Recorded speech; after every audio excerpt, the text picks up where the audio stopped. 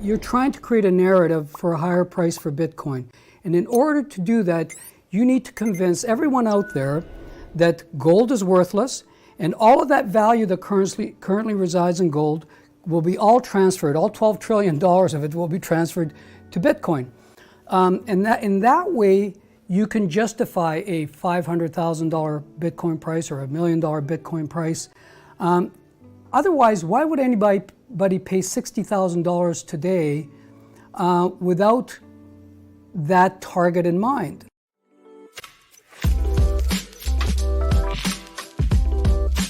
In Evergreen Debate with Frank Gistra, Michael Saylor debunks the myth why gold is better than Bitcoin. Named by critics as the greatest debate of the century, Michael Saylor gives sound reasons why Bitcoin could flip gold to become digital gold. When you trace the history of money, it has gone through many different phases. At the start, people would use commodities as money. This includes assets like silver, copper, iron, precious gemstones, clothes, food, oil, and of course gold. From commodities, coins were used to represent money. Coins can be traced as far back to before the birth of Jesus Christ, where notable empires like the Romans and Persians carried out businesses in their local country coins. Currently, nearly all countries in the world still use coins and fiat as money. But Mr. Saylor argues that this won't be the case for long. In fact, Bitcoin will become the global money, because cryptography is the currency of the future. Many investors already agree that crypto is the currency of the future. If you look at the graph of crypto adoption versus the adoption of internet, the figures trace each other very closely. If this crypto adoption continues at this pace, then it's only a matter of time before other countries like El Salvador also name Bitcoin and crypto as legal tender, or even perhaps the only tender. If you find the video helpful, then don't forget to subscribe. Let's get right into it. So the debate is Bitcoin versus gold. I think that all gold holders and all Bitcoin holders agree on sound money principles, and the real debate is which is the best monetary system in order to pursue the ideals of sound money. So if we look at the history of money, we've gone from commodity money to coinage of those commodities, to notes represented by that money, to fiat currency, and now we have cryptography as a basis of money. Now, sometimes gold advocates say that gold is the ideal money. Well, really, the ideal money, if God came down and God waved his or her hand and created the ideal money, it would be based upon Luca Pacioli's modern accounting principles of double entry accounting. And if you had godlike power and you could implement a double entry ledger like Pacioli introduced in 1494, and perhaps you could define 21 million units that are infinitely subdividable, trillions and trillions of times each, you could maintain that in magic space, and then you could settle everybody's trades instantly everywhere on Earth, everywhere in the universe, in a fair and equitable fashion. That would be a good money. We could call that God coin. And God coin is like perfect instant transactions, never losing any information. Well, the next best thing that we've invented as humans is Bitcoin. We digitized our photos, we digitized our videos. Now we're going to digitize our money, and our currency and assets are going to flow to billions of people. Gold's not a solution. It's not practical to distribute gold in small quantities to 5 billion people.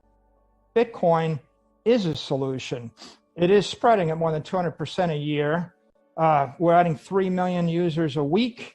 It's accelerating. If I wanted to give knowledge, music, and money to the world, in the 19th century, you did it with books, pianos, and gold. They're now antiques for the elite. In the 21st century, you're going to use the internet platform and Bitcoin, and you're going to provide iBooks and Google and YouTube. You're going to provide Apple Music and Amazon Music and Spotify to everybody, and you're going to provide Bitcoin as an asset for everybody. Gold used to be the best solution. It isn't anymore. The time has come to pass the torch from gold to Bitcoin. You know, I don't think Bitcoin is a safe haven asset yet. I think there's a very good chance it never will be. I think it may aspire to be, but aspiring to be something doesn't make it so. And, sometimes I dance around the living room in my underwear, but it doesn't make me Madonna. So as far as your claims on gold, I'm not really sure what you're trying to achieve by disparaging gold. I mean, I do have a theory, and you're welcome to correct me if you think I'm wrong, but I think you're trying to create a narrative for a higher price for Bitcoin. And in order to do that, you need to convince everyone out there that gold is worthless, and all of that value that currently resides in gold will be all transferred. All $12 trillion of it will be transferred to Bitcoin. And in that way, you can justify a $500,000 Bitcoin price or $1 million Bitcoin price. Otherwise, why would anybody pay $60,000 today without that target in mind? Gold advocates argue that gold is the ideal and perfect money. But according to the definition of ideal money, as Michael Saylor argues, it is based on the double entry accounting principles. This means that ideal money should be finite and can instantly settle transactions around the world with transparency, equity, and reliability. This is something that gold does not offer, since it still relies on both principles of manual accounting and logging to settle transactions.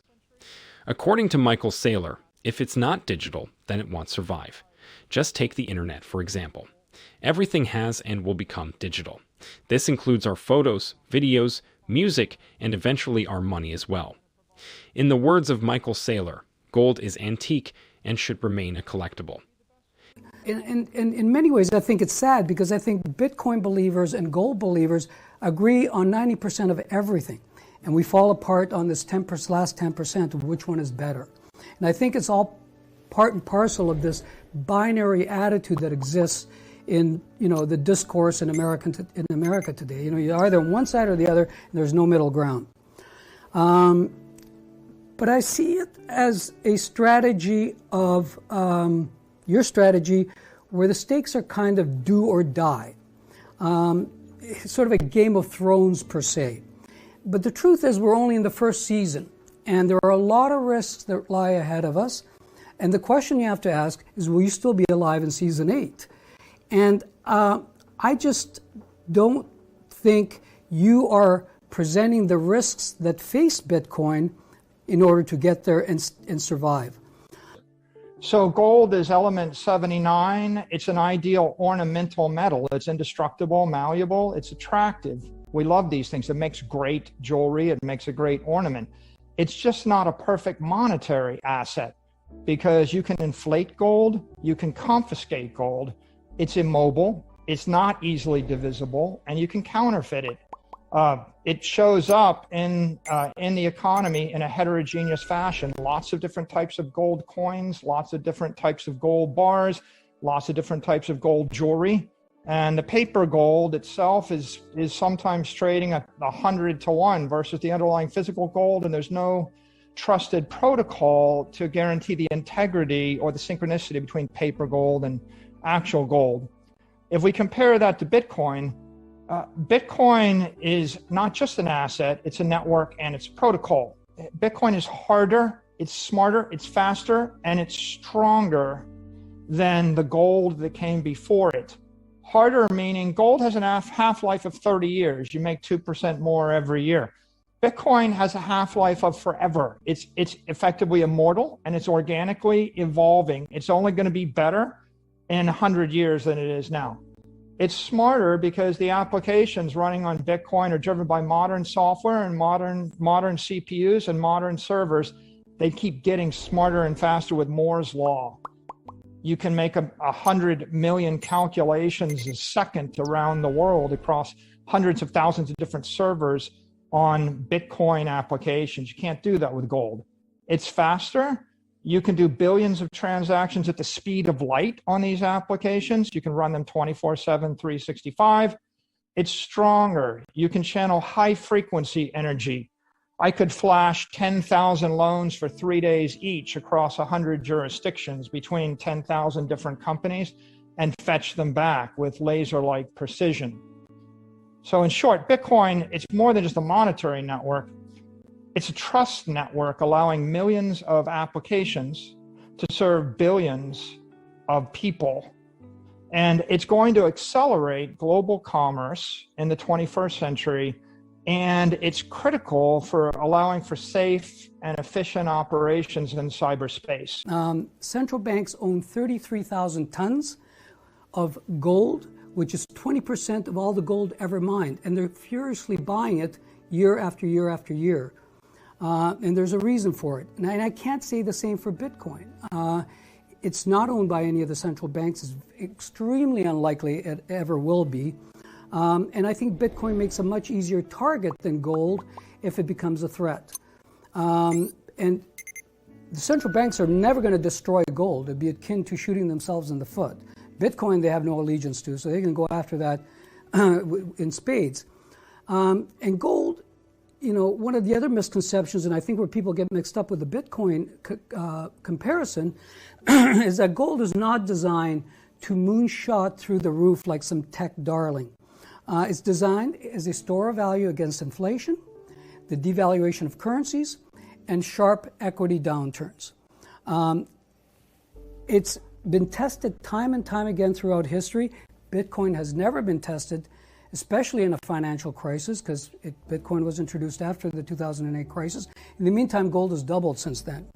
If, God forbid, there were ever a war, I would prefer to have my money stored in gold, which is going to be safe from cyber attacks on both the internet and the power grids. If we contrast the golden knight with the Bitcoin dragon, the golden knight's got a 30-year life. It's plodding, stupid, heavy, predictable, and stagnant. Up against the Bitcoin dragon, the dragon is immortal, teleporting, dematerializing, hyper-intelligent, rapidly evolving, moves at the speed of light. Which one of these two is going to win the fight? Goldbug say put 10% into physical gold to protect against the bank crash. What about the other 90%? They're not really providing a solution. They're suggesting a hedge. Bitcoin is a solution. Gold is defense. Bitcoin is an offense. It's spreading at 200% a year. It's going to be to 250 million people by the end of this year. Next stop is 1 billion.